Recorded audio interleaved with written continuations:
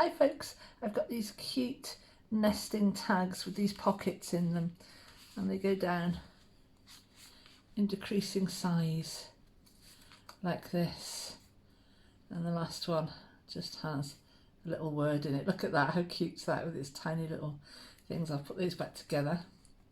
So you can use these any way you like. You can have them separately in your journals. Obviously, I mean, for the sake of the video, I haven't done the eyelets and the ribbons and the dangles and all the other little bits of embellishment that you can absolutely go to town with. So it's just a very quick video on how I constructed these. There we are. Let's get stuck in. This is the sheet you'll need to make these nested tags. I've reverse printed with the pale image on the back. You can obviously do what you want with those, and you'll see I've cut these out, and you'll see that these little rectangular pieces will all fit over their corresponding tag back like this. So now it's simply a case, this is going to be a very short video, there isn't much to tell you on this one. It's very simply a case of gluing the tag fronts, the little pockets, onto the tag backs like that. There we are. I'll go ahead and do the others.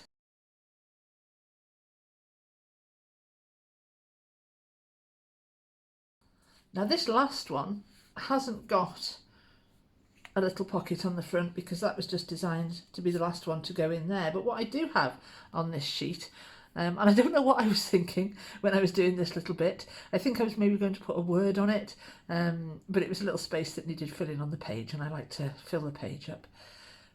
So I think what I might do with that one is make a little pocket out of it. So I'll just trim that down and glue around the edge. It's a tiny little pocket. I think it's the tiniest little tag I've made with a pocket on. Really sweet. And fiddly. There we are. I can't pick it up now. There we go. There we are. I hope I haven't glued the whole thing together. And I should have just enough room in there to pop a little word. So there we are. I'm going to let those dry before I attempt to pop them, to nest them. I haven't inked around my edges, so you can do that before you put the thing together, and you can then do these edges if that's what you want, or gold would look absolutely beautiful. And then we've got all of these little words that you can either go ahead and use in your journal or elsewhere, or you can pop them on these tags. I think I'd be aware of popping too many, getting too much more weight onto these pockets because they've all got to sit inside each other. But these would go, you know, in these kinds of places. That would be fine. But I'm not going to do that for the sake of the video. I'm going to leave those for you to do what you want to do with.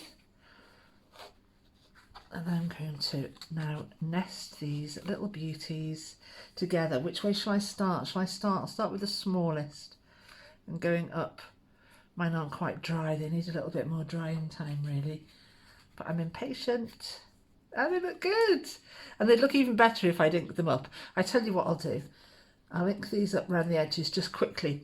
The reason I like to ink up, as you may or may not feel yourself, is that when you've got colours, or you've got a lot going on, in this case, a lot of different colours and textures, or you've got a lot of things that are in a similar, maybe muted kind of range of shades, by inking up, giving yourself a darker edge, and I love this vintage photo, it's my go-to every single time.